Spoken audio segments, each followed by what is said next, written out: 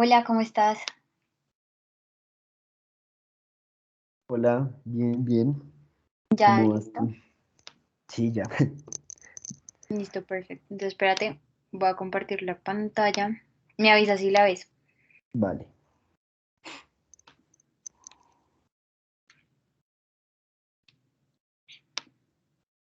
¿Dónde está?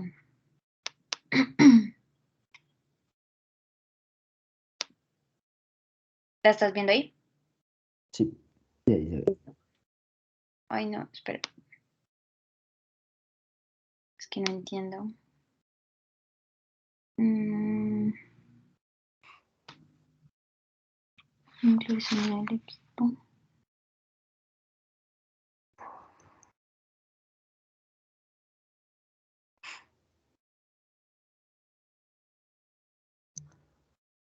Es que quiero compartir solo la presentación y no toda mi pantalla, pero creo que no se puede. Porque me llegan como full notificaciones, entonces me da como pena. Espérame. Mm,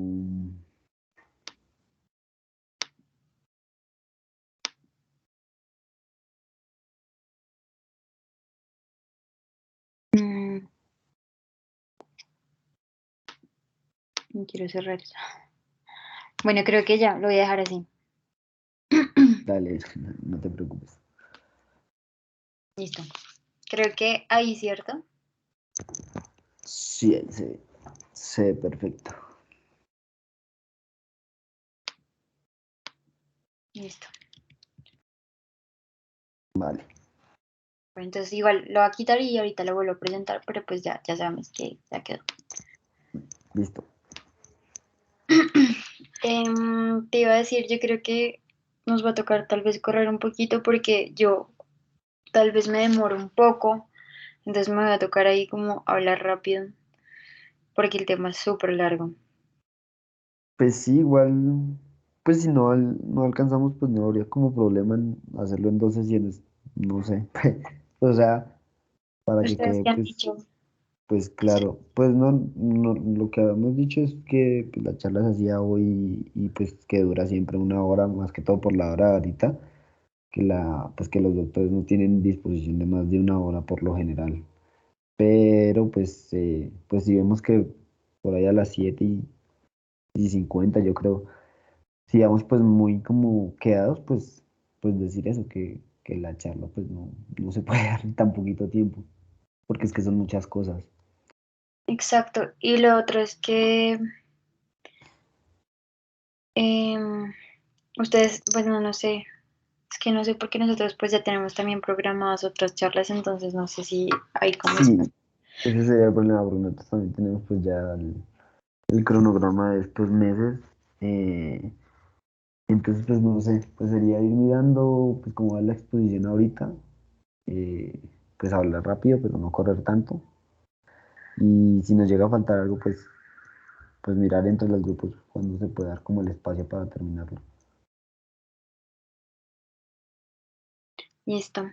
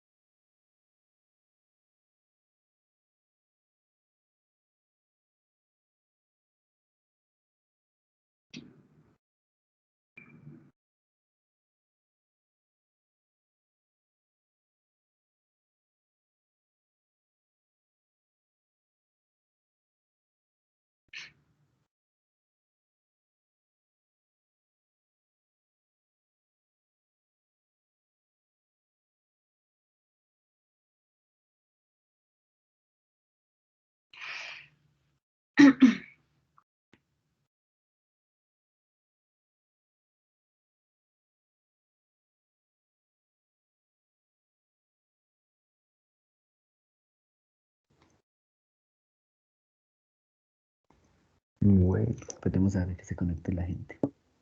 Ya el residente de radiología me habló y ya le pasé el link. Entonces esperemos. Voy a empezar. No, Vale.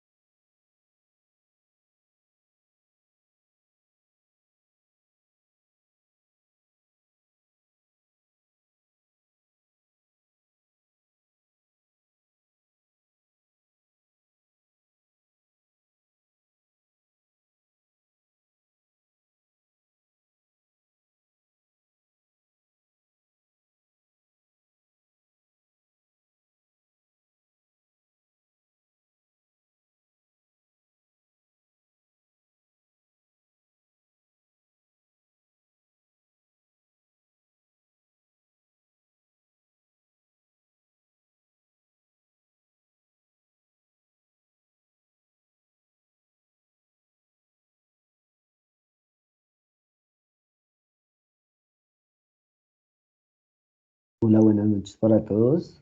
Pues vamos a esperar que llegue pues, más gente y hacia las 7:10 pues estaremos dando inicio a la charla.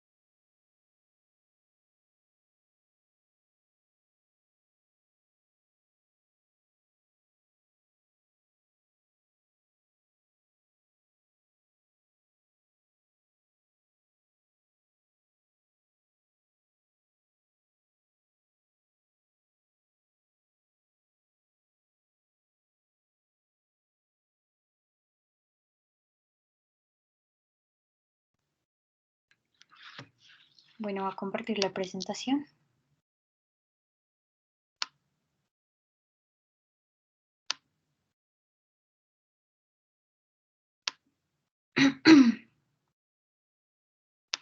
Me avisan si ya la ven.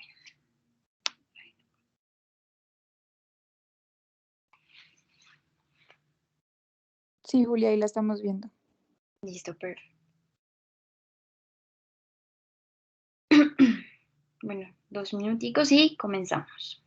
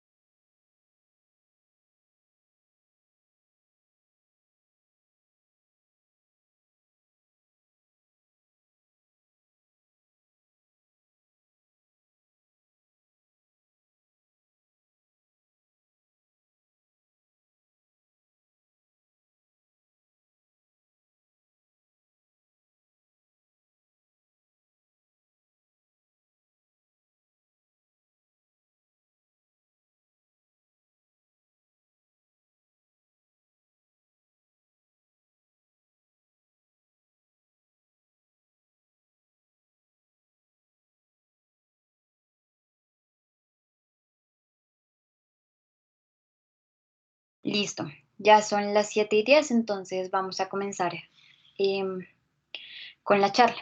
Entonces, bueno, buenas noches a todos. Quiero darles la bienvenida a esta charla que decidimos dar en conjunto con el grupo de Neurocigus. y nosotros como representantes de Rigus, esta noche hablaremos sobre neuroimágenes. Mi nombre es Juliana Ortiz, soy estudiante de 12º semestre y Leonardo Fonseca, también como moderador.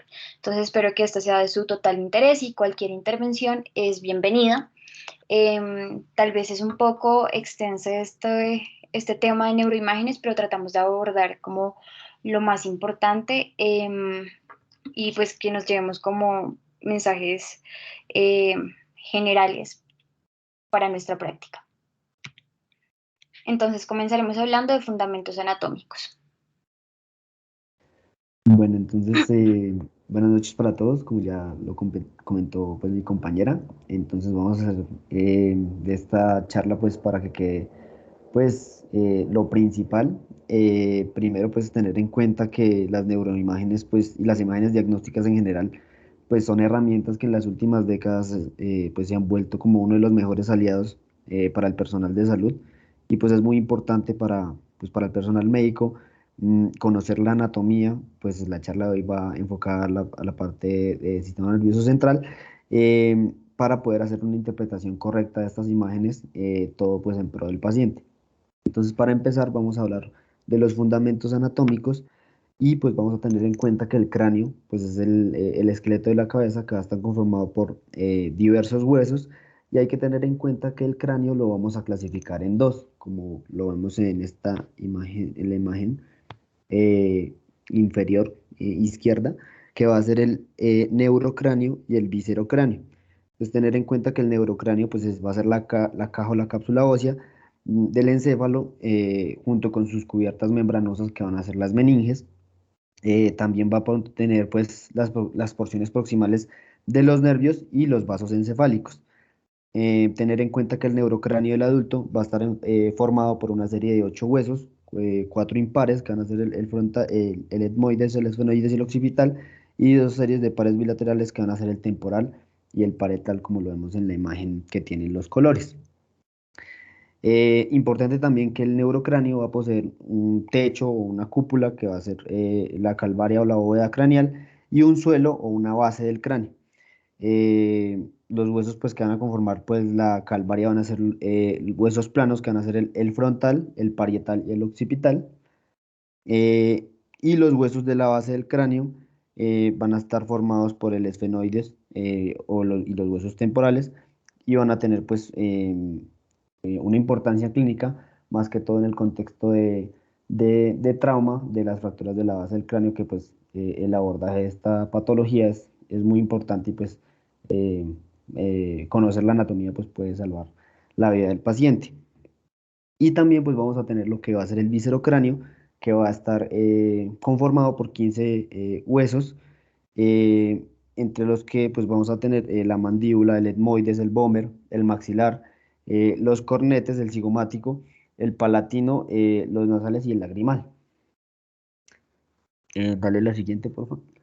Entonces, acá podemos ver en esta imagen una radiografía del cráneo, en donde pues vamos a ver principalmente, como les comentaba, ese neurocráneo, y también pues va a ser importante que, pues como lo vemos en la imagen, hay como unos espacios hidroaéreos, o lo que podemos decir que se llaman como huesos neumatizados, perdón. Estos huesos que van a estar pues neumatizados, como su nombre lo dice, llenos de aire, van a contener ceros o celdillas, que pues van a ser radiotransparentes, o pues áreas oscuras, como lo vemos en la imagen. Eh, entonces, pues, esto también va a ser importante, no solo en patologías, pues, propias de neurocirugía, sino también en otros contextos, como lo puede ser la parte de otorrino, y pues para el desarrollo de alguna fisiopatología, como lo puede ser la sinusitis, o algunos tipos de meningitis, que están pues relacionadas también con la parte de sinusitis. Entonces, pues después, otra parte importante de la anatomía del cráneo va a ser pues la cara interna de la base del cráneo, la cual va a tener pues, o se va a dividir en tres grandes zonas, que va a ser pues una fosa anterior, una fosa media y una fosa posterior. Tener en cuenta pues que la fosa anterior, que es la que está como en color verde, está formada por el hueso frontal, el etmoides en la parte media y las alas menores del esfenoides más hacia posterior. La fosa media, que pues va a estar compuesta por la silla turca en el cuerpo del esfenoides, como lo vemos ahí en la imagen roja, que ahí se puede ver el espacio de la silla turca. eh, y finalmente vamos a tener la fosa posterior, que pues es la más grande de las tres fosas craneales. Va a alojar principalmente pues el cerebelo, el puente y la médula oblongada. eh, y pues va a estar formada por lo que es creo que alguien está compartiendo la pantalla y no podemos. Eh, Me quitaron la pantalla un segundo. No sé por qué no me deja compartir ahora. ¿Ya la volvieron a ver? Sí, ya se volvió a ver. Ay, Dios. Ah, pero te salió. Listo. Ahí, ¿cierto? Sí.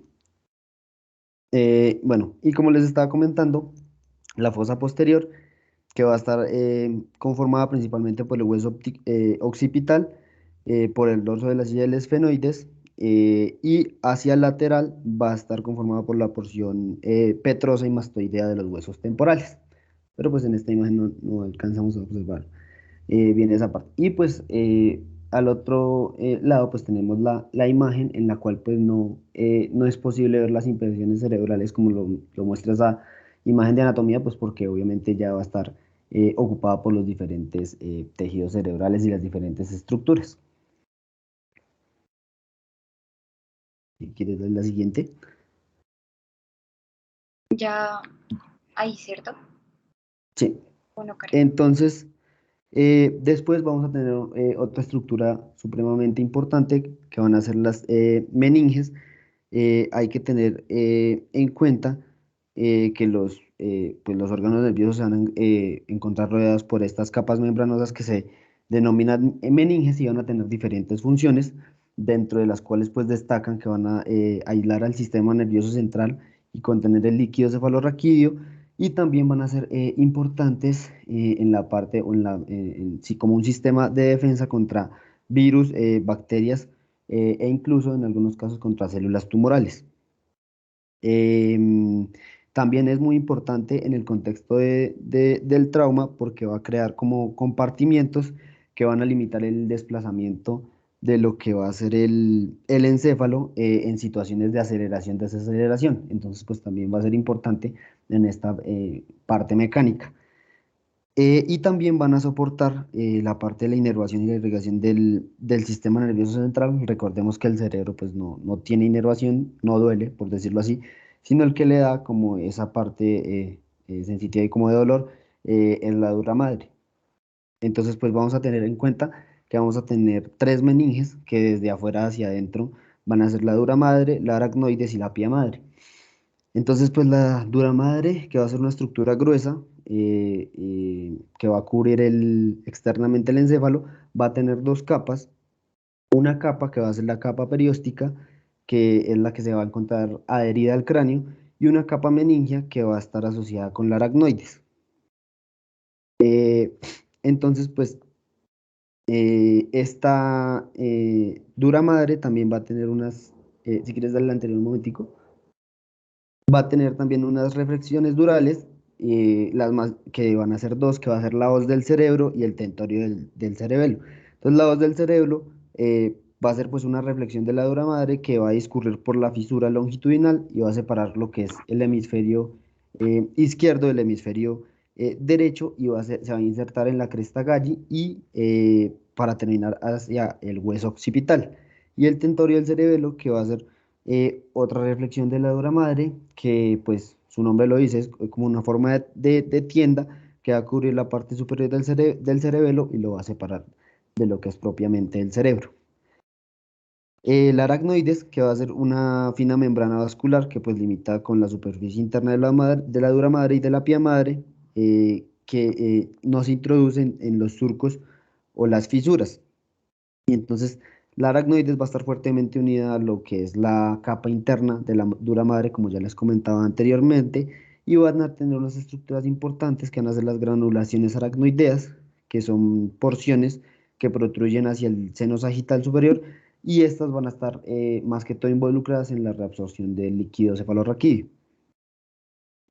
Y finalmente vamos a tener la pía madre, que va a ser una membrana fina y frágil que va a recubrir pues íntimamente todo lo que es la superficie del encéfalo que se va a adaptar a la morfología cerebral. Ya pues más adelante vamos a ver en el contexto de trauma porque van a ser importantes pues estas meninges. Bueno, después pues vamos a ver, ya hablando de las meninges, vamos a tener que hay unos espacios reales y unos espacios potenciales. Entonces el espacio epidural, en este espacio pues va, que es el que está señalado en rojo, vamos a ver que pues por este espacio van a discurrir las arterias meninges y se va a convertir en un espacio real cuando hay una hemorragia de una de estas arterias meningias y es lo que nos va a formar clínicamente o pues radiológicamente como los hematomas epidurales, que son, pues es una patología que se ve en forma de un lente biconvexo. Ya más adelante pues vamos a mostrar algunas imágenes de esto. Después vamos a tener el espacio subdural, que pues en este espacio van a transcurrir las venas puente que drenan los hemisferios cerebrales, atravesando pues lo que es el espacio subdural hacia los senos venosos durales. Entonces, cuando hay fenómenos de aceleración, desaceleración, estas venas se pueden romper o generar ruptura, lo que nos va a generar un espacio real que va a ser el espacio subdural y esto se va a transformar o lo que conocemos en un hematoma subdural. Y finalmente vamos a tener el espacio subaracnoideo, que es un espacio real por donde va a transcurrir el líquido cefalorraquídeo y por este espacio pues van a transcurrir los vasos suspendidos que están entre las trabéculas del aracnoides, que son pues prolongaciones de tejido conectivo que se conecta pues la aracnoides con lo que es la pía madre. Y pues la ruptura, más que todo en el contexto de lo que son las rupturas de los aneurismas, va a generar pues lo que es como la liberación de un sangrado prominente, que pues lo que denominamos hemorragia subaracnoidea, que es de suma importancia y que pues tiene una progresión rápida que si no hacemos un manejo oportuno, pues puede desencadenar la muerte del paciente. Entonces acá en las tres imágenes vemos pues los tres contextos en los que pues estos espacios se convierten en espacios reales. En la imagen A pues tenemos un hematoma epidural, como podemos ver es de una forma biconvexa, de lente biconvexo. En la imagen B tenemos un hematoma subdural, vemos que este hematoma pues subdural es como tan masivo que ya empieza a generar como algo que más adelante va a pues, comentar mi compañera, que es el efecto de masa y empieza a desviar las estructuras de la línea media y esto pues nos puede generar herniaciones si es un compromiso pues muy serio del paciente. Y en la imagen C vamos a tener lo que les comentaba, que puede ser la ruptura de un aneurisma muchas veces, no en todos los casos, que nos va a generar la hemorragia subaracnoidea, que también va a ser un evento clínico pues, de vital importancia. Después, pues vamos a ver lo que son los hemisferios cerebrales. Entonces, pues tener en cuenta cómo vamos a hacer la división de estos hemisferios, tener en cuenta pues siempre, o siempre tratar de ubicar el surco central o la cisura de Rolando para pues caracterizar si digamos encontramos algún tipo de lesión, ya sea por algún proceso infeccioso o por un evento de trauma o por pues otros eventos, definir más o menos en qué región se está ubicando, sí, en qué región pues se está ubicando esta lesión. Como pues lo podemos ver ahí en la imagen de cómo dividirlo con el surco central, si es precentral, si es postcentral, si es alrededor de la circunvolución frontal superior, hacia la media. Entonces, pues por eso también es muy importante esta parte de la anatomía. Después vamos a tener todo lo que son los ganglios y los núcleos basales. Estos van a ser muy importantes en diversas patologías, pero pues más que todo en el contexto de neuro lo podemos o puede ser muy útil en cuanto a una de las escalas que existen para ACV, que es la escala de Aspects. Entonces, evaluando todos estos componentes de todos los núcleos, pues vamos a ver qué compromiso tiene el paciente y pues también correlacionándolo con el cuadro clínico y qué manejo le podemos ofrecer a estos pacientes si se beneficia pues de uno o de otro tratamiento que sea quirúrgico o que sea médico. Entonces pues vamos a tener lo que es el núcleo caudado, la cápsula interna, el putamen, la ínsula. Si quieres dar la siguiente. Y pues como lo podemos ver ahí en color verde está el caudado, la cápsula interna está en morado, el putamen que está con el globo pálido, que es el núcleo lenticular o lentiforme, la ínsula, y pues vamos a tener las divisiones de la arteria cerebral media, si es una primera división, si es una segunda división, hasta una sexta división. Y también vamos a tener, si quieres darle la siguiente, por favor, lo que van a hacer el aspecto, pero de la circulación posterior, que va a evaluar lo que es el tálamo, el lóbulo occipital, el mesencéfalo, el puente y el cerebelo. Entonces, pues esta también va a ser importante para el pronóstico pues, de ACV y de qué decisiones vamos a tomar al respecto. Entonces, pues esta escala va a tener pues diferentes puntuaciones. La puntuación máxima pues va de 1 a 10, la puntuación máxima es 10 y si va bajando de 10 eso significa pues que el cuadro del paciente es mucho más severo. Bueno, después vamos a tener lo que son las cisternas cerebrales y los ventrículos, que también pues van a ser muy importantes, ya que pues las cisternas van a constituir pues un gran reservorio de lo que es el líquido cefalorraquídeo. También pues como podemos ver vamos a tener cisternas de la fosa posterior, perimesencefálicas, retrotalámicas y supracelares, pues por temas para no irnos a profundidad con cada una de las cisternas, solo pues puse algunas imágenes de lo que son las cisternas de la fosa posterior. Entonces en la figura 1 podemos ver lo que es la cisterna vulvar, que va a tener, o en su contenido va a tener lo que son las arterias vertebrales, las arterias cerebrosas posterior-inferiores, y va a albergar los pares craneales, el noveno, el décimo y el undécimo y el duodécimo par craneal. En la imagen 2 vamos a tener lo que es la cisterna pontina, que va a albergar, o su contenido va a ser la arteria basilar, el sexto par y el séptimo par. En la figura 3 vamos a tener lo que son las cisternas pontocerebelosas, que van a tener el quinto y el sexto par hacia anterior, los nervios hacia el conducto auditivo interno, el séptimo y el octavo par, más que todas a nivel medio, y el noveno, décimo y undécimo par, más que todo hacia inferior. Y el número 4 que se corrió ahí el número, va a ser la cisterna magna, perdón, que va a tener las amígdalas cerebelosas y las arterias cerebelosas posterior inferiores. Bueno, después pues vamos a tener lo que son los ventrículos y el líquido cefalorraquídeo. Entonces, tener en cuenta que los ventrículos son espacios que van a tener líquido cefalorraquídeo al interior del cerebro, perdón, y van a tener un volumen total de alrededor de 150 mililitros y alrededor de 25 mililitros van a bañar lo que es la médula espinal.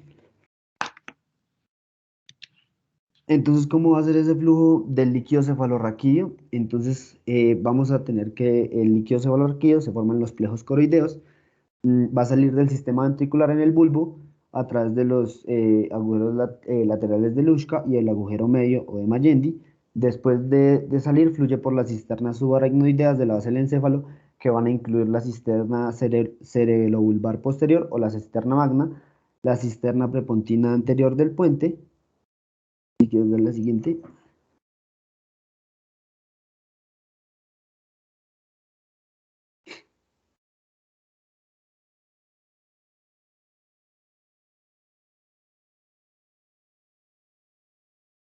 La cisterna interpeduncular anterior al mesencéfalo, la cisterna quiasmática que va a rodear el quiasma óptico, la cisterna de la fosa lateral del cerebro, y luego pues vamos a la cisterna de la vena cerebral magna, entre lo que sería el cuerpo calloso y el cerebelo, y la cisterna pericallosa, donde se va a absorber hacia el seno sagital superior y hacia los senos venosos. Entonces, después, pues acá en esta imagen podemos ver los diferentes ventrículos y pues podemos ver en esta resonancia magnética cómo se ve pues de una manera pues hiperintensa el líquido cefalorraquídeo, comenzando pues como en el sistema ventricular por el cuerno frontal y en el asta posterior, que son las zonas que están hiperintensas, como estas contienen pues el líquido cefalorraquídeo.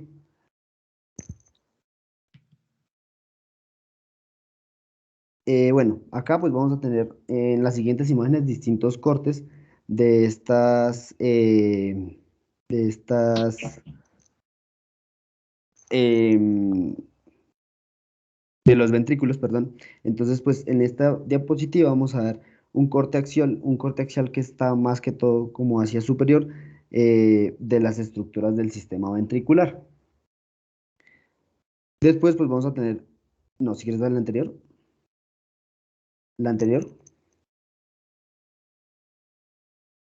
Esa es la que les estaba comentando del corte axial. La siguiente, esta es un corte coronal que está más hacia ese intermedio, ya que pues podemos visualizar estructuras como lo es el puente. Y en la siguiente ya podemos observar lo que sería un corte sagital, donde se ven pues la mayoría de las estructuras del tallo cerebral y pues su relación con el sistema ventricular. Listo.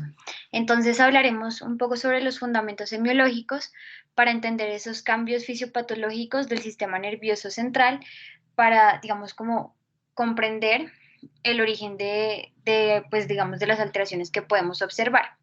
Entonces, dentro de los principales como términos que vamos a encontrar en la literatura va a ser el efecto de masa, el efecto retráctil, el edema vasogénico, el citotóxico y el edema intersticial. En cuanto al efecto de masa, pues como ya venía explicando mi compañero, pues se encuentra el cráneo, que es el continente, y el contenido, que va a ser el encéfalo, el líquido cefalorraquídeo y la sangre. Entonces, pues esto tiene una capacidad y un volumen exacto. Entonces, digamos que como esta bóveda craneana es rígida, cualquier lesión que ocurra intracraneana y que ocupe espacio va a condicionar inicialmente el colapso del espacio subaracnoideo, de las cisternas, de los ventrículos, y va a generar una deformidad del parénquima, desplazando pues la línea media, como venía mostrando mi compañero, hacia el lado contralateral. Posteriormente, pues estas lesiones de gran tamaño van a desplazar el encéfalo a través de los diferentes orificios anatómicos, que es lo que vamos a conocer como herniación. Entonces, estas herniaciones del parénquima pueden, digamos, sobrepasar la hoz del cerebro, el tentorio, em, digamos que la herniación del uncus hacia el tallo, a través, digamos, o pues de los agujeros del cráneo. Luego vamos a tener el efecto retráctil, entonces pues que cualquier disminución en el volumen del parénquima va a verse reflejada en el aumento del espacio subaracnoideo, de las cisternas y aquí también pues de los ventrículos, y digamos que puede ser de manera difusa o focal. Cuando hay un daño en el parénquima, ¿cierto? Aquí va a haber un fenómeno de cicatrización, que es lo que vamos a conocer como gliosis o encefalomalacia.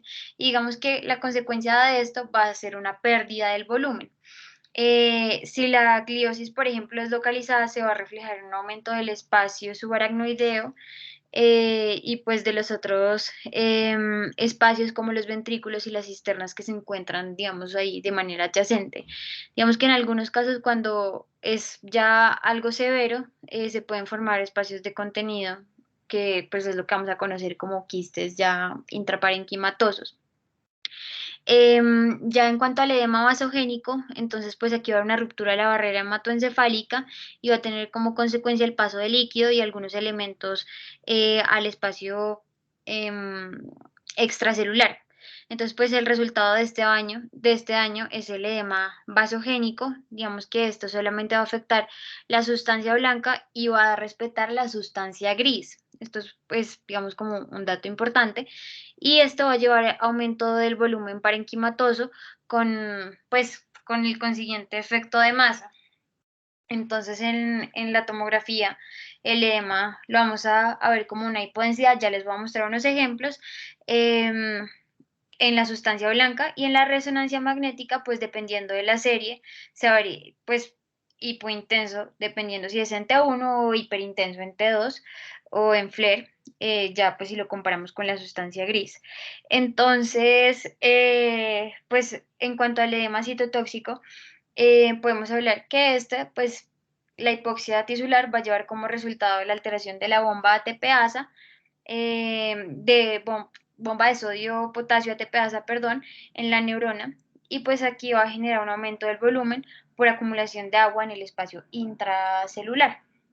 Entonces el cambio más temprano va a ser disminución del espacio subaracnoideo, seguido de un aumento pues del grosor de la sustancia gris y pues luego va a haber como una pérdida de la definición de la unión sustancia gris y blanca y finalmente pues va a haber una pérdida como de la barrera hematoencefálica. Entonces, generalmente, este ya compromete el edema citotóxico, la sustancia gris y blanca, y pues generalmente se producen los eventos isquémicos en los infartos, y pues generalmente esto es por un efecto mecánico directo pues de las contusiones. Y ya por último, el edema intersticial es, digamos que exclusivo de la hidrocefalia obstructiva, entonces el primer paso es el aumento del volumen, eh, y la presión del líquido cefalorraquídeo en el sistema ventricular, eh, hasta que eh, finalmente, digamos que se hace permeable en las uniones de las células ependimarias. Y aquí eh, lo que va a ocurrir es que va a haber paso de líquido al parénquima encefálico adyacente y se va a visualizar como líquido intersticial en la periferia, pues digamos como de las astas ventriculares. Entonces aquí, pues dependiendo también de la serie, pues podemos verla como hipodensidad en la tomografía computarizada, también hipointensa en T1 e hiperintensa en T2 o FLAIR. Y pues claramente aquí los ventrículos van a estar aumentados de tamaño. Entonces aquí en la primera imagen vamos a ver pues una imagen de resonancia magnética eh, en un corte axial. Digamos aquí va a haber una imagen potenciada en T2. Entonces vamos a ver una masa intraaxial de intensidad, pues digamos como de una señal heterogénea y digamos ya aquí se ve una masa como definida eh, que va a estar localizada en el lóbulo temporal izquierdo. Entonces, pues aquí generalmente, aquí hay un realce con contraste eh, y pues esto es como resultado de una metástasis de un CA primario de pulmón. Eh, bueno, aquí ya en la segunda imagen, entonces lo que vamos a ver también es una resonancia magnética en un corte axial con una imagen potenciada en FLAIR y vamos a ver el aumento de tamaño del sistema ventricular por una hidrocefalia no comunicante, como les venía aquí contando, secundaria pues a un efecto obstructivo de una neoplasia que documentaba pues un caso clínico. Y bueno, adicionalmente vamos a ver aquí pues las flechas como rojitas que señalan como ese aspecto redondeado, ¿cierto? Que se va a ver como en los, pues digamos en los cuernos frontales de los ventrículos, laterales y que iba a ser como pues secundario a un aumento de la presión del líquido cefalorraquídeo intraventricular.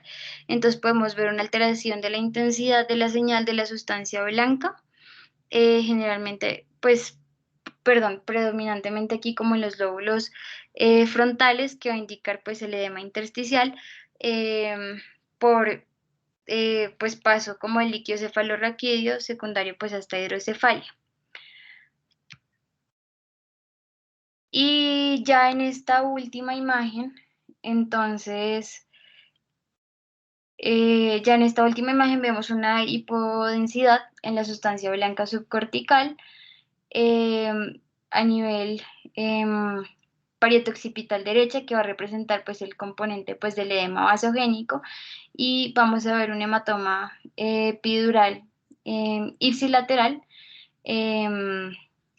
y esto pues generalmente puede ocurrir por un antecedente de trauma. Entonces va a haber un colapso del asta occipital derecha, del ventrículo lateral, y disminución pues de esta asta frontal ipsilateral, y pues vamos a ver la línea media como un poco desviada. Bueno, también vamos a hablar de estos espacios que pues de pronto también lo podemos leer como espacio intraxial, que es lo que va a estar rodeado del parénquima, y el espacio extraxial, que está directamente en contacto con las meninges. Aquí podemos ver la sangre en la pues tomografía computarizada y en la imagen por resonancia magnética. Entonces pues el comportamiento pues va a ser importante hablar de esto para clasificar un hematoma de acuerdo, digamos, al tiempo de evolución. Pues nos vamos a basar en las características de la sangre. Entonces inicialmente pues un hematoma está formado por sangre fresca, ¿cierto? Y luego, pues generalmente los eritrocitos van a estar como intactos, y luego estos se van a fragmentar y finalmente van a quedar como algunos productos que no se metabolizan, y esto se va reflejado en lo que vamos a ver en la imagen. Entonces, aquí también pues hay una tabla que nos va a mostrar según los estadios, si es hiperagudo, menor a 6 horas, agudo de 1 a 3 días, subagudo temprano de 4 a 7 días, subagudo tardío de 1 a 4 semanas, crónico que puede ser meses o más. Entonces, generalmente, pues esto nos va a ayudar como a guiarnos, pero ya ahorita entendiendo un poco más de los fundamentos de cada imagen, vamos a entender por qué se va a ver o cuáles van a ser los hallazgos de cada imagen. Igualmente, pues, o sea, hablar como de hallazgos específicos, pues va a ser un poco difícil porque el tema es un poco extenso. Entonces, ya vamos a comenzar a hablar de las modalidades de imagen en el sistema nervioso central. Entonces, pues realmente vamos a hablar de la tomografía computarizada, de las imágenes por resonancia magnética, vamos a hablar de las imágenes por difusión, de la tractografía, y vamos a hablar también de modalidades de imagen para evaluar la circulación cerebral. Entonces vamos a hablar de la angiografía por sustracción digital, la angiografía por TAC, la perfusión por tomografía computarizada y la angiografía por resonancia magnética. Entonces, pues para comenzar, entonces pues hablaremos un poco de las generalidades y de los fundamentos primero. Entonces debemos saber que pues esta modalidad es un método radiológico no invasivo que va a permitir estudiar el interior del cuerpo en diferentes cortes que ya conocemos, así como esta imagen que, bueno, queda un poco pequeña. Entonces vamos a ver cortes axiales, coronales y sagitales. Entonces, pues esta imagen de tomografía nos va a permitir como visualizar la anatomía en cortes muy finos del cuerpo, a partir de múltiples medidas de absorción de los rayos X, pues que van a ser realizadas alrededor de la periferia del cuerpo. Entonces, la primera tomografía computarizada fue diseñada por Godfrey Hounsfield en el año 1971, digamos como por pues, las dificultades de la representación visual en la radiografía y de la tomografía por colimación de los rayos X, y también pues de la transmisión de los rayos X a través de únicamente pequeñas como secciones transversales de un objeto. Entonces, pues bueno, esto fue un gran avance que pues posteriormente permitió un premio Nobel en 1979. Entonces, Ahora, ¿de qué se compone el equipo? Entonces, pues está constituido por un tubo de rayos X que va a girar alrededor del paciente emitiendo radiaciones que van a atravesar el cuerpo y estas van a ser modificadas según como el coeficiente de absorción de los diferentes tejidos que van a ser atravesados. Estas radiaciones modificadas van a ser captadas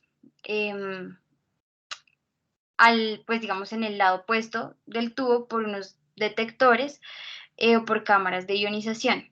Entonces, pues la ionización producida por estos rayos X en las moléculas del detector se van a convertir en señales eléctricas que van a ser transmitidas al computador y luego nos va a permitir analizarlo, como vemos aquí en la imagen de abajo. Y pues esta va a elaborar y transformarlo pues, en una imagen ya digitalizada. Y bueno, esta imagen pues va a estar constituida por una matriz o un conjunto de celdas y cada uno pues con un valor numérico que se va a visualizar en el monitor o en la pantalla de diagnóstico como pues niveles de densidad o niveles de brillo. Entonces cada celda va a ser un píxel o un elemento de imagen y la información que va a estar contenida en cada uno de estos píxeles va a ser un número pues de pues una unidad de Hounsfield.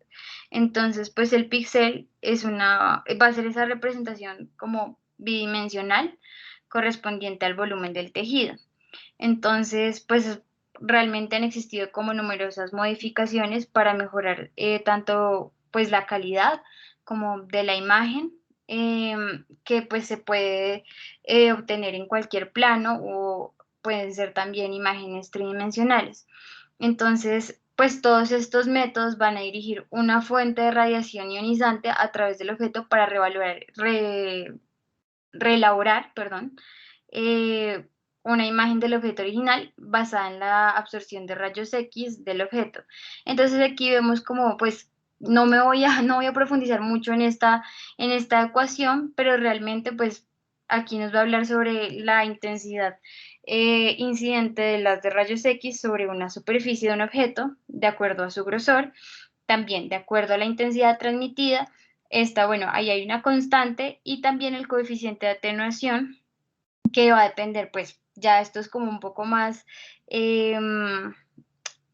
no sé, muy pequeño, entonces, o muy específico, que esto va a depender pues del número atómico y de la densidad del material a través del cual pues van a pasar los rayos X y también del espectro energético de las que va a incidir.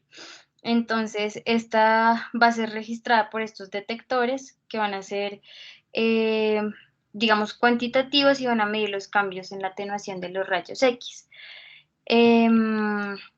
En cuanto a las unidades de Hounsfield, entonces pues debemos tener en cuenta que para evaluar estas imágenes de tomografía va a tomarse este valor de que es un coeficiente de atenuación eh, midiéndolo a través de estas unidades. Entonces, las unidades Hounsfield, a grosso modo, pues es una escala de grises donde digamos que el agua va a representar el valor cero de las unidades Hounsfield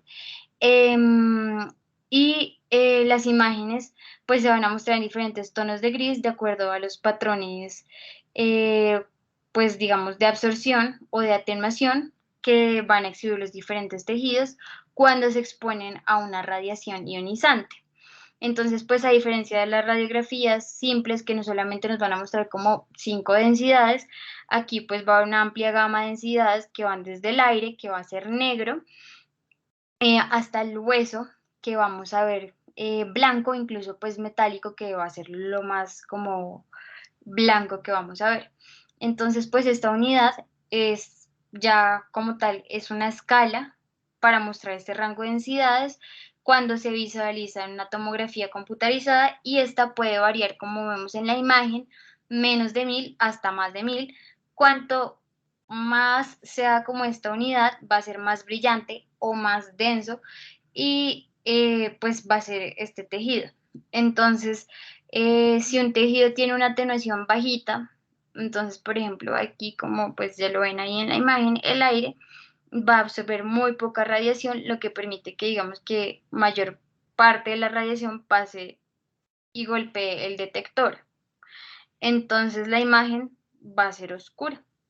Y pues por el contrario, si vemos un tejido con una, digamos, como con una alta atenuación va a absorber mayor parte de radiación y solo va a permitir que pase una pequeña cantidad de esta radiación y va a parecer más brillante.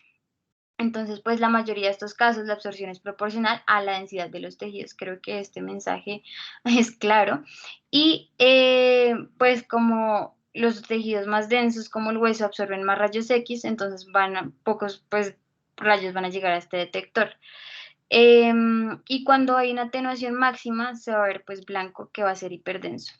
Y esto lo vamos a comparar pues digamos que respecto al parénquima cerebral. Entonces, ¿qué va a hacer? La sangre fresca, el calcio, no sé, vasos con flujo enlentecido, y lo que tenga mínima atenuación se va a ver hipodenso respecto al parénquima cerebral. Entonces aquí va a ser el edema cerebral, el líquido cefalorraquídeo, la sangre, digamos, como producto de algún proceso crónico o procesos isquémicos, también la grasa. Entonces, la grasa es menos densa que el agua, entonces se encuentra en un rango de menos 50 a, a menos 150 unidades Hounsfield, y los tejidos blandos se van a encontrar alrededor de 35 unidades y el hueso que pues va a ser denso entre 500 y 1000. Pero entonces, digamos, ¿dónde vamos a ver esto? Bueno, pues digamos que la pantalla del monitor va a tener unos ajustes que nos van a permitir ver unas ventanas, el ancho de ventana y el nivel de la ventana. Entonces el ancho de la ventana nos va a permitir el rango de densidades expresada en estas unidades y el valor, pues digamos que el nivel de la ventana va a ser el valor medio de este tejido que vamos a ver. Entonces está la importancia de las ventanas, es que digamos que estos ajustes nos van a permitir como detectar patologías que involucran esta sustancia cerebral, la bóveda del cráneo o pues digamos tejidos blandos, por ejemplo, pues no sé, dependiendo de la cronicidad de los hematomas. Y la modificación, digamos que estas configuraciones van a ayudar como a reducir el rango de unidades y pues a maximizar como la tasa de detección de diferentes patologías. Entonces aquí es importante tener en cuenta también la terminología, como veníamos aquí mencionando. Entonces, si vamos a verlo blanco, lo vamos a llamar hiperdenso. Si es negro, hipodenso. Si es gris o igual, digamos, al tejido cerebral, que va a ser como nuestro punto, vamos a verlo isodenso, y digamos, si es una estructura que es brillante por el contraste, lo vamos a denominar estructura captante. Ya el medio de contraste, pues digamos que estos nos permiten mejorar como la detección y la caracterización de lesiones intracraneales. Y pues con contraste no lo vamos a utilizar por, pues digamos, no ser útil o estar contraindicada en los pacientes con traumatismos agudos, en los pacientes, digamos, que tengan ictus agudos, en los que se quiera excluir alguna hemorragia, y pues en el seguimiento de pacientes que han sufrido traumas o con enfermedades renales o que tienen antecedentes de alergia pues a los medios de contraste. Creo que no está acá. Ya. Bueno, en cuanto, pues deberíamos tener en cuenta algunas consideraciones cuando debemos solicitar un ATAC. Entonces, pues debemos tener en cuenta que esta es una modalidad frecuentemente utilizada en los servicios de urgencias.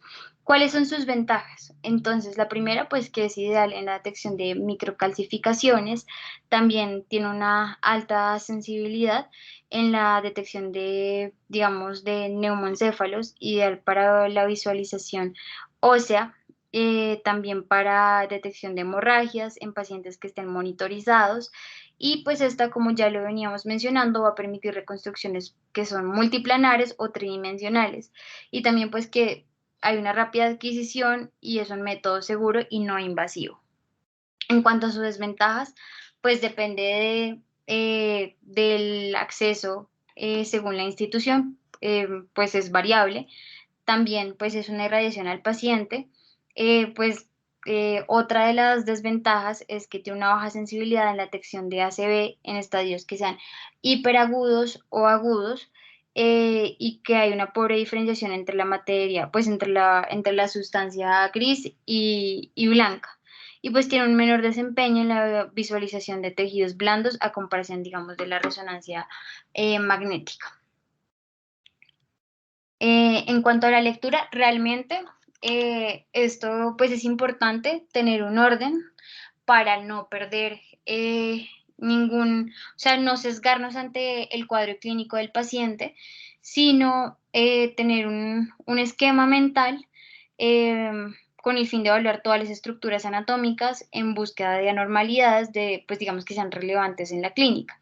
Entonces, pues esto nos puede reducir las posibilidades de pasar por alto, digamos que hallazgos que en la imagen obtenida y pues digamos que si tenemos un orden, pues va a aumentar el rendimiento del estudio. Entonces, pues aquí les tengo propuestos diferentes paso a paso. Aquí en amarillo les muestro una mnemotecnia, que es Blood can be very bad, em, para evaluar. Entonces, la primera, blood, entonces pues vamos a evaluar la sangre, vamos a evaluar las cisternas, el cerebro, los ventrículos y los huesos. También pues primero que todo, creo que lo dije un poco en desorden aquí, pero siempre cerciorarnos y garantizar que esté bien tomada la imagen, que pues, corresponda al paciente y a la fecha, que esté pues mirar su orientación para hacer una buena lectura.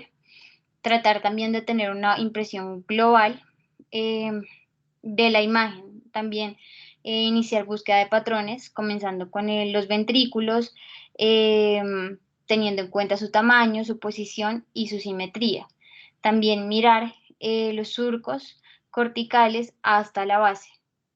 En el quinto paso habla de buscar hematomas, tanto epidurales como subdurales, eh, evaluar los tractos de la sustancia blanca, las estructuras de la línea media, identificar los núcleos, identificar el tálamo, el núcleo caudado, el putamen, el globo pálido, los senos paranasales y luego comparar las órbitas, tratar todo de que sea como comparativo y mirar ya pues hacia lo más externo, el cuero cabelludo y el cráneo.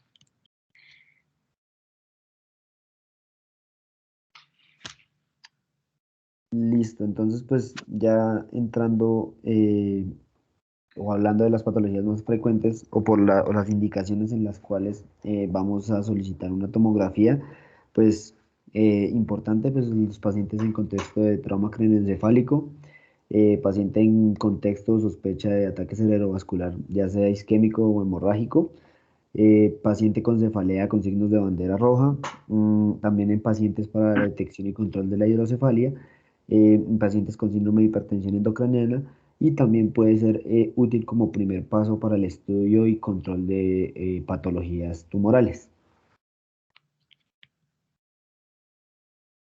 Entonces en esta diapositiva podemos ver pues, de los hallazgos más frecuentes y hablando un poco en el contexto de ACV, vamos a ver que existen algunos signos tempranos de isquemia que podemos ver en la tomografía, que van a ser tres signos, que pues los podemos ver, dos de estos tres signos los podemos ver en la imagen que está con el A y con el B. Entonces en la A podemos ver el signo de la arteria cerebral media hiperdensa, que lo que nos indica es la presencia de un trombo en la arteria cerebral media, ya como lo explicaba mi compañera anteriormente, de pues cómo se va a ver la sangre en la tomografía. Y en la imagen B vamos a ver que hay un espacio o el espacio de los surcos va a estar disminuido pues, por la presencia de edema cerebral.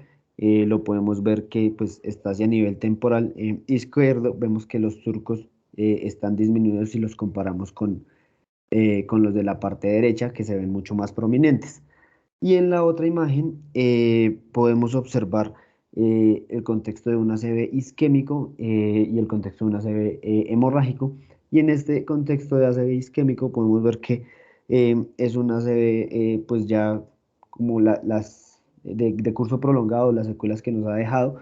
Y el hemorrágico nos habla de un evento más agudo, pues por lo mismo que hablaba pues mi compañera de la hiperdensidad y la hipodensidad. Pues también en estas imágenes vamos a ver pues lo que es, por ejemplo, en este tag que nos habla de un meningioma angiomatoso, como les comentaba, que pues puede ser útil como primera medida para observar patologías tumorales. Entonces pues vemos una imagen de contornos bien definidos, en el cual podemos ver un nódulo hiperdenso. eh, eh, en su interior es hiperdenso y hacia la periferia es hipodenso. Y también vemos como en la segunda imagen, este efecto de masa ya me está generando un compromiso o una desviación de las estructuras de la línea media, más que todo del ventrículo lateral derecho. Y en las imágenes que dicen A, B, C, D, pues son las patologías que ya hemos mencionado anteriormente de el hematoma epidural, el hematoma epidural en la imagen A, el hematoma subdural en la imagen B. En la imagen C vemos lo que podría ser una hemorragia subaracnoidea. Vemos varias hemorragias como parchadas que se van distribuyendo por todo en los dos hemisferios cerebrales. Y la figura D vamos a ver un hematoma subgaleal que ya tienes un compromiso de tejidos blandos.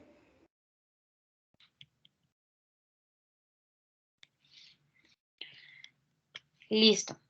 Entonces, en cuanto a las imágenes por resonancia magnética, pues debemos tener en cuenta que también es pues una modalidad que nos va a permitir obtener imágenes de alta resolución, que está basada en los principios de resonancia magnética nuclear, que es una técnica de espectroscopia para obtener ya información física y química, pues digamos, de determinadas moléculas.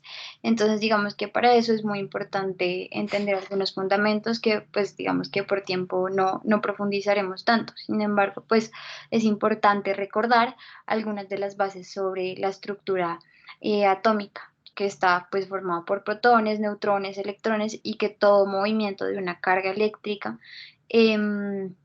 nos va a generar una corriente, y esta corriente va a generar un campo magnético con una dirección determinada, y pues esta es una propiedad física que utiliza esta modalidad. Entonces, pues ahora, ¿qué pasa? Los núcleos atómicos, cuando son impares, son activos en la resonancia magnética, ya que pues, se comportan como imanes. Entonces debemos considerar que los elementos más activos utilizados en la resonancia son el hidrógeno, el flúor, el fósforo, el nitrógeno, y pues digamos que de estos el hidrógeno es el que más se usa por su abundancia en el cuerpo.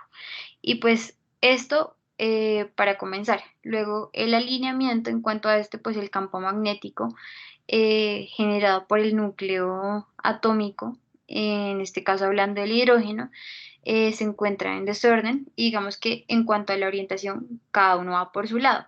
Pero cuando se somete los hidrógenos a un campo magnético externo más fuerte, los vectores de sus campos se van a alinear, aunque no estén como exactamente en el mismo sentido. Entonces, este se va a llamar el vector neto de magnetización, que es lo que vemos ahí, BNM.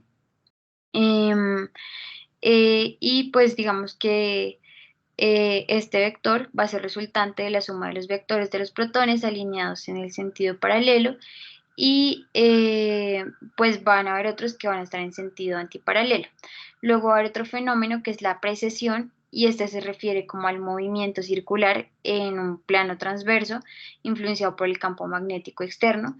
Y para comprender ese fenómeno de resonancia, el cual pues va a referirse a una transición de esta energía que ocurre cuando digamos que el objeto o pues sí, va a ser sometido a una frecuencia similar a la propia. Entonces, en la resonancia magnética se genera al aplicar este como pulso de radiofrecuencia específico para elementos que queremos hacer resonar, en este caso, pues el hidrógeno, y esto hace que los núcleos que tienen la misma frecuencia de precesión que nuestro pulso absorban energía, y estos los núcleos que no, es decir, otros átomos, no se vean como afectados.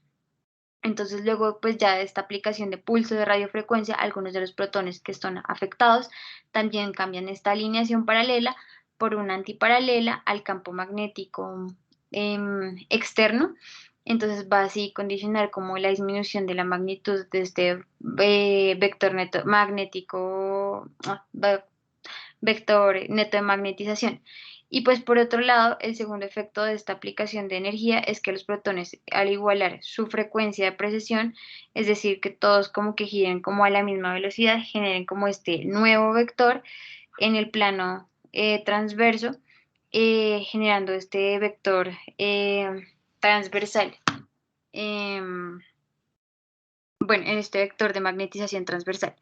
En cuanto a la señal de resonancia magnética, entonces pues tras un corto tiempo de haber retirado este pulso de radiofrecuencia, estos protones que habían absorbido como energía la van a expulsar en forma de ondas de radiofrecuencia y van a volver a su orientación habitual con respecto al campo magnético externo, como lo vemos aquí en las imágenes. Y pues este fenómeno hace que el vector neto de magnetización vaya recuperando su magnitud poco a poco y esto es lo que llamamos tiempo de recuperación en T1.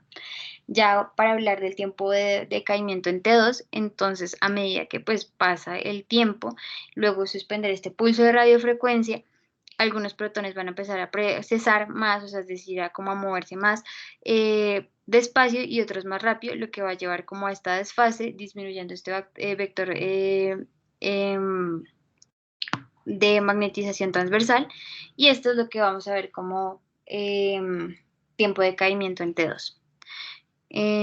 Bueno, entonces pues esa energía que va a estar liberada por los protones en forma de las ondas de radiofrecuencia va a ser captada por un receptor y va a convertir estas señales eléctricas que más adelante vamos a ver como en el equipo pues para resonancia magnética reconstruyendo pues estas imágenes pues digamos con una resolución mucho mejor. Y pues todas esas sustancias que están compuestas por moléculas, las cuales pues que digamos que están continuamente en movimiento, entre más rápido se mueva una molécula es más difícil que libere como energía.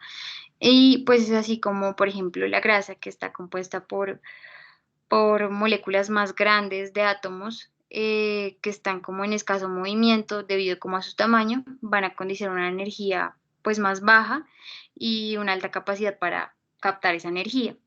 Entonces, eso por un lado. Y por otro lado, digamos que el agua que está compuesta por pequeñas moléculas con alta movilidad va a permitir pues movilidad en el medio y por lo tanto pues esta energía va a ser como pues no va a ser tan fácil de absorber y estas son las propiedades que pues nos van a generar contraste en las imágenes.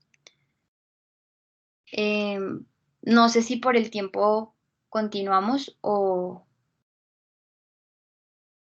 dejamos o cómo vamos a organizar esto, porque son las 8:10.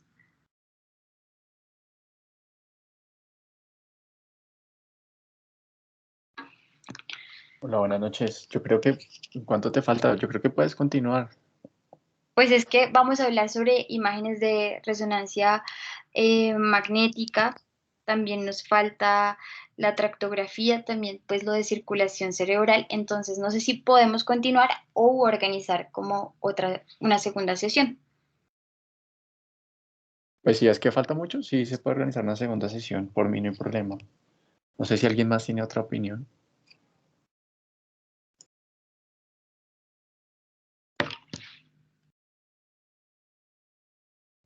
Sí, doctor, yo creo que sería como mejor como ahorrar lo que falta en otra sesión para que pues no sé, para que no estemos corriendo y que quede más claro porque siempre faltan pues más o menos la mitad de las diapositivas.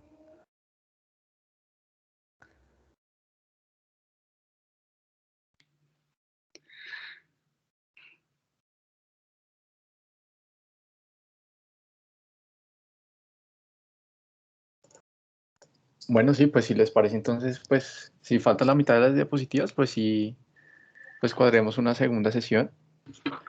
Listo. Yo no me he presentado, mi nombre es Guillermo Granados, yo soy residente de radiología de tercer año. Pues sí, me parece que está muy completa la exposición, también está bien extensa. Eh, sí, me ha gustado la exposición. Sería bueno que se pudiera señalar, si sea con el láser o el puntero, como que las imágenes, para que todos sepamos, pues, qué imágenes estamos viendo y cuáles están explicando. Entonces, eso sería chévere. Em, pues, para sacar algunos puntos de hoy, de todo lo que hemos hablado, em, pues hemos hablado muchas cosas. Primero, pues, no sé si ustedes rotan en la clínica Shayo, pues me parece que sí, yo he visto a varios de ustedes allá rotando. Allá contamos es con un tomógrafo que se llama Aquilion One. Ese tomógrafo tiene 320 detectores.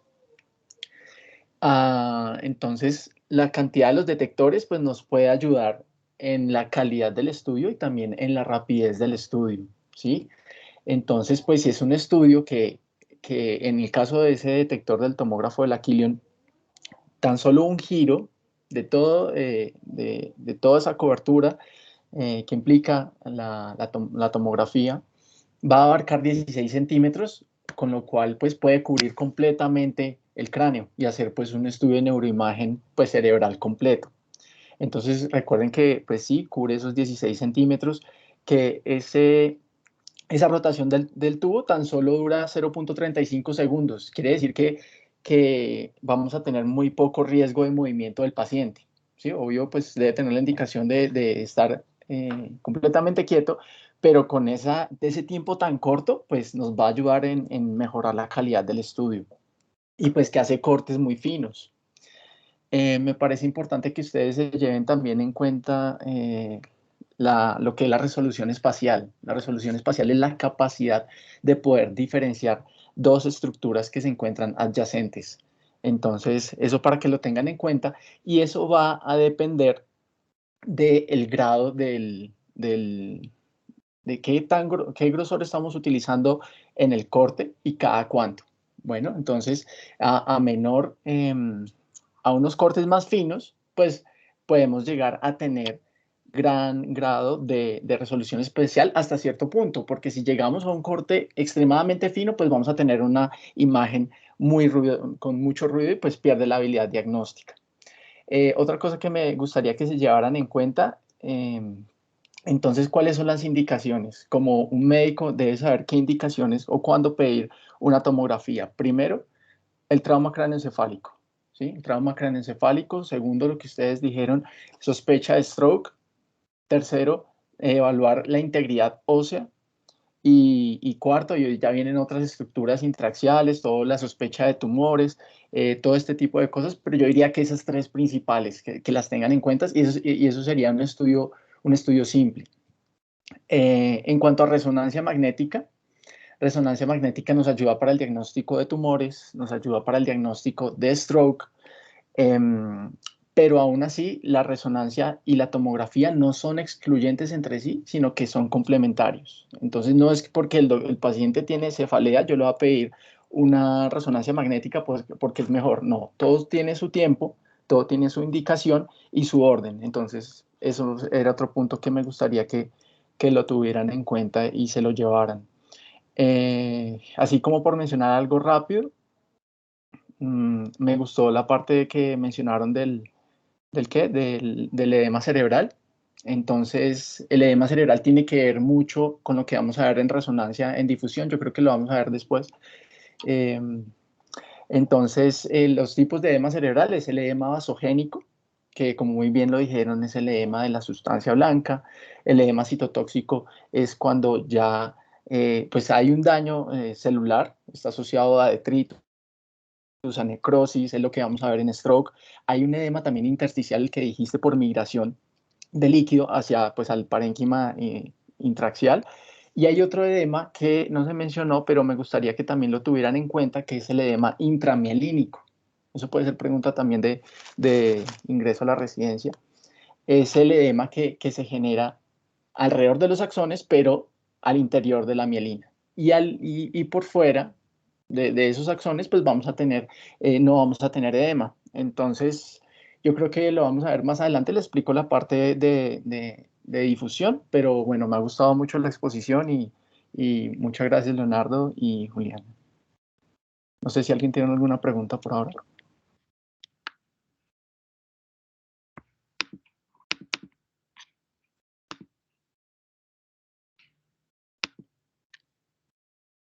No, doctor, bueno, quiero agradecerles nuevamente a todos los asistentes. Gracias por la retroalimentación. Y nada, creo que nos toca una segunda sesión para abordar este tema.